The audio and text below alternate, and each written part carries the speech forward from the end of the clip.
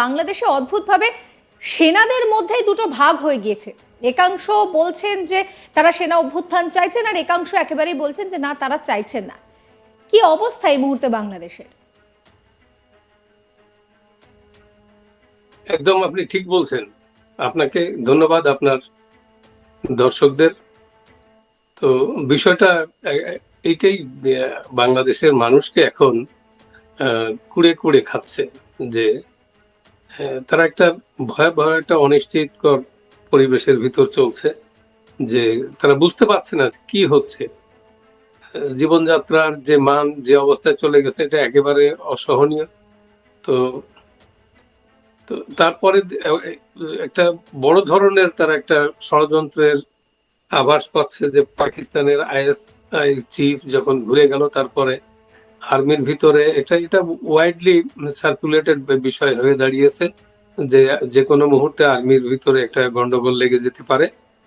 তো সবাই ধারণা করছে, অধিকাংশ লোকেরই ধারণা, যে পাকিস্তানের আইএসআই চিফ এসে ঘুরে যাওয়ার পরেই এই ধরনের একটা সিচুয়েশন তৈরি হয়ে গেছে, একটা আশঙ্কা এবং সেনাবাহিনীর ভিতরে গন্ডগোল বাধা এবং একটা উত্তেজনাকর পরিবেশ তৈরি হয়ে গেছে।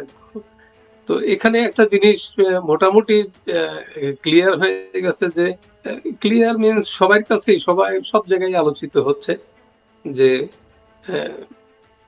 একটা দল সেনাবাহিনীর ভিতরে, যে একটা গ্রুপ আছে যারা জামাত সমর্থিত, এটা ফাইজুর রহমান নামে quarter master general, say he is reportedly A Jamaat promoter.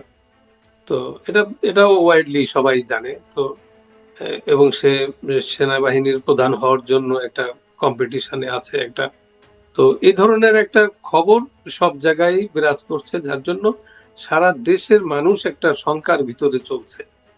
তো এটা কোনো ভালো ইঙ্গিত নয় যে সেনাবাহিনী হচ্ছে বাংলাদেশের একটা দেশের একেবারে ভ্যানগার্ড, প্রতিরক্ষার একটা বিশাল। এবং আমরা যেটা দেখলাম যে শেখ হাসিনার সরকারের পতনের পর সেখানে সেনাবাহিনীর হাতেই কিন্তু প্রথম ক্ষমতাটা গিয়েছিল। হ্যাঁ, শেখ হাসিনার, আপনি ভালো কথাই বলছেন। শেখ হাসিনার এটা একেবারে আমরা সবাই দেখছে, মানুষও দেখছে, যে শেখ হাসিনার সময় যে একটা অর্ডার ছিল, দেশে একটা স্টেবল গভর্নমেন্ট, সেনাবাহিনীর ভিতরে সেনাবাহিনী থেকে শুরু করে পুলিশ, বিডিআর, এর সকলের ভিতরে একটা একটা আপনার ডিসিপ্লিন ছিল, একটা চেইন অফ কমান্ড ছিল।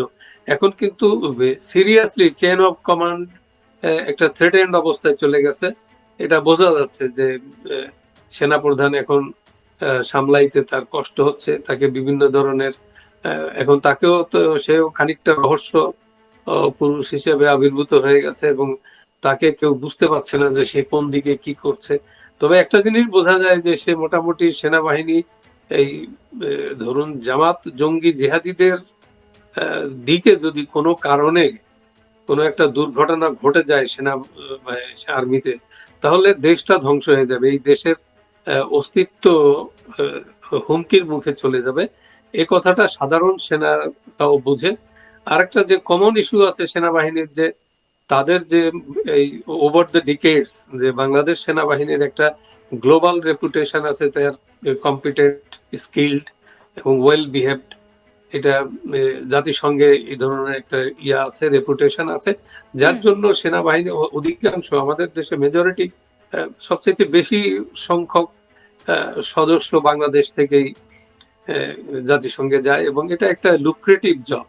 2 বছর 3 বছর এর মধ্যে অনেকগুলো টাকা নিয়ে কিন্তু দাদা, এই মুহূর্তে দাঁড়িয়ে সেনাবাহিনী যদি দুভাগে বিভক্ত হয়ে যায়, তাহলে যেটুকু উন্নয়ন আশা করা সম্ভব সেটাও তো করা যাবে না। তার কারণ একটা দেশের ক্ষেত্রে তার সেনাবাহিনী তো অন্যতম গুরুত্বপূর্ণ একটা স্তম্ভ। যদি 4-5টা স্তম্ভ আমরা দেখি, সেনাবাহিনী সেখানে অন্যতম গুরুত্বপূর্ণ একটা স্তম্ভ। সেনাবাহিনী তো আমি তো বললাম তো, একটা একটা দেশের একটা ভ্যানগার্ড, যেহেতু দেশের প্রতিরক্ষার জন্য।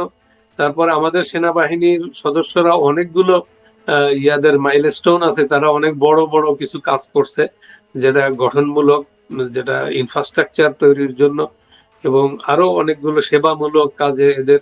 সাধারণ মানুষের যখন দুর্যোগ আসে, যখন ন্যাচারাল ক্যালামিটি আসে, তারা বড় ধরনের রোল প্লে করে। তো আমাদের সেনাবাহিনী একটা দেশে এবং বিদেশে রিয়েল অর্থে একটা ভালো একটা রেপুটেশন গড়ে তুলছিল। সেখানে যদি এই ধরনের একটা ঘটনা ঘটে যায়, আর তা যদি হয় স্বাধীনতা বিরোধী সেই পাকিস্তান, যে পাকিস্তান আমাদের ৩০ লক্ষ লোককে হত্যা করলো, এখানে জেনোসাইড চালাইলো, শহর নগর বন্দর বাড়ি ঘর সব জ্বালিয়ে পুড়িয়ে ছারখার করে দিল। তো মানুষের যে এত যন্ত্রণা, এত দুর্ভোগ, এত কিছু ত্যাগ, এত মায়ের কান্না, এরপরে যে স্বাধীনতা আমরা পেলাম, সেই স্বাধীনতা যদি স্বাধীনতার শত্রুদের হাতে চলে যায়, সেই দেশ যদি শত্রুদের হাতে, সেই পাকিস্তানির হাতে চলে যায় তাদের পরামর্শে, এটা খুবই দুর্ভাগ্যজনক যে পাকিস্তানের আইএসআই এসে প্রধান এসে এতদিনে তো এই ৫৪ বছরে কোনোদিন এটা সাহস পায়নি। তো স্বাধীনতা বিরোধীরা এখন এমন একটা পর্যায়ে চলে গেছে, তারা সরাসরি স্বাধীনতার বিরুদ্ধে একটা বড় ধরনের হুমকি হয়ে দাঁড়িয়েছে। এবং শুধু স্বাধীনতা না, বাংলাদেশের অস্তিত্ব, স্বাধীনতা যদি না থাকে তো অস্তিত্ব থাকবে কোত্থেকে? তো এই পর্যায়ে বাংলাদেশ পৌঁছে গেছে। তো সেখানে সবচাইতে যে বড় রোলটা প্লে করতে পারতো সেটা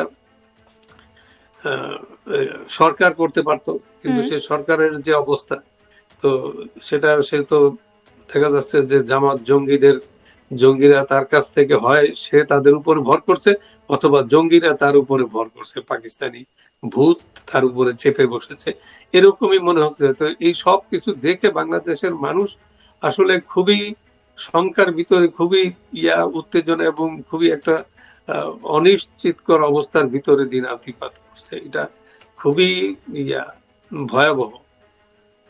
দাদা, সেক্ষেত্রে দাঁড়িয়ে সেনাবাহিনীর একাংশ এই অভ্যুত্থান চাইছে না, সেটা কেন হচ্ছে? না, সাধারণ সেনাবাহিনীর সদস্যরা এটা তো চায় না। আমি বললাম তো যে তারা দেশ গড়ায়, তাদের কিন্তু অনেক অবদান। আমাদের ইকোনমি, আমাদের ইনফ্রাস্ট্রাকচার ডেভেলপমেন্ট, আমাদের বড় ধরনের যে কাজগুলো বাংলাদেশে, যখন বললাম তো ন্যাচারাল ক্যালামিটি অথবা যখন জাতির প্রয়োজনে তাদেরকে ডাকা হয়, তারা খুব বড় ধরনের রোল প্লে করে। তো তারা তো এরা তো জীবন দেওয়ার জন্য প্রস্তুত, এরা দেশের জন্য কাজ করে। সাধারণ মানুষ তো আর ওদের সাথে তুলনা করা যায় না। ওরা তো কোরআন হাতে বা ওদের সবকিছু বাইবেল হাতে, গীতা হাতে ওরা শপথ নেয় যে আমরা জীবনের বিনিময়ে হলো দেশ রক্ষা করব, দেশের উন্নয়নের জন্য। এটাই তাদের জীবনের একমাত্র লক্ষ্য, স্যাক্রিফাইস করা দেশের জন্য। তো সেইখানে সেই অবস্থায় সেই বাহিনীকে এতদিনের গড়ে তোলা, সেই বাহিনীকে হাফ সেঞ্চুরি ওল্ড বাহিনী, তাকে যদি এইভাবে ধ্বংস করে দেওয়া হয়, এটা স্বাধীনতাকে ধ্বংস করে দেওয়া, দেশ ধ্বংস করে দেওয়ার একটা বড় ধরনের পায়তারা। তো সাধারণ সিপাহীরা, সাধারণ আর্মি অফিসার, সাধারণ যারা যারা কোনো পার্টি করে না, যারা রিয়েল অর্থে দেশপ্রেমিক, যাদের কোনো পার্টিজান নাই, অ্যাফিলিয়েশন নাই, তারা তো চাইবে ভালো, যে ইন্ট্যাক্ট থাকতে, তাদের সেনাবাহিনী আরো উত্তরোত্তর শক্তি বৃদ্ধি করুক, আরো ভালো রেজাল্ট করুক, আরো ভালো কিছু করুক, এটাই চাইবে সাধারণ।